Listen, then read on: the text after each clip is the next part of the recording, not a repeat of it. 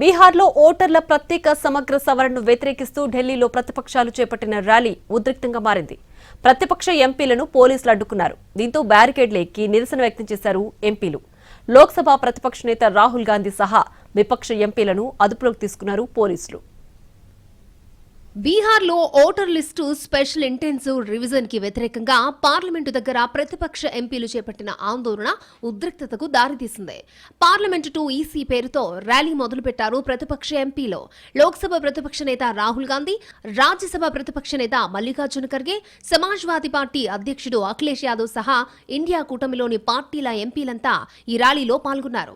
ఉదయం 11:30 గంటలకు పార్లమెంటు ముఖద్వారం నుంచి ర్యాలీ ప్రారంభమైంది.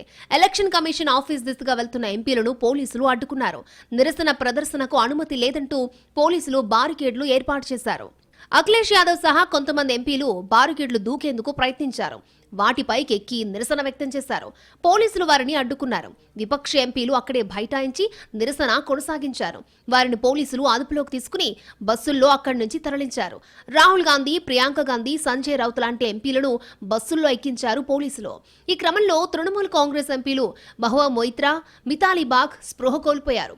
బీహార్లో ఓటర్ల జాబితా సవరణ పేరుతో లక్షలాది అసలైన ఓటర్లను జాబితా నుంచి తొలగిస్తున్నారని ప్రతిపక్ష పార్టీలు ఆరోపిస్తున్నాయి. ఈ ఓట్ల మోసం వల్ల ప్రజాస్వామ్యం ప్రమాదంలో పడుతోందని మండిపడుతున్నాయి.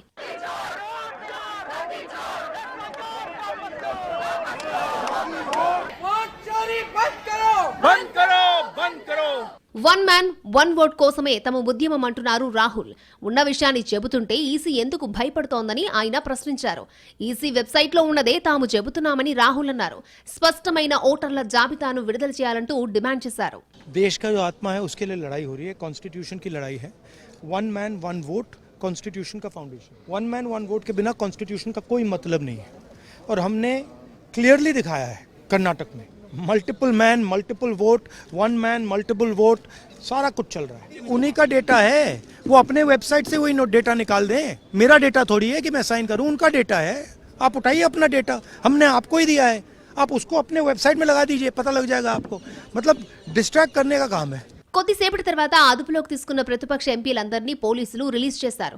దీంతో ఎంపీలంతా పార్లమెంటుకి చేరుకున్నారు.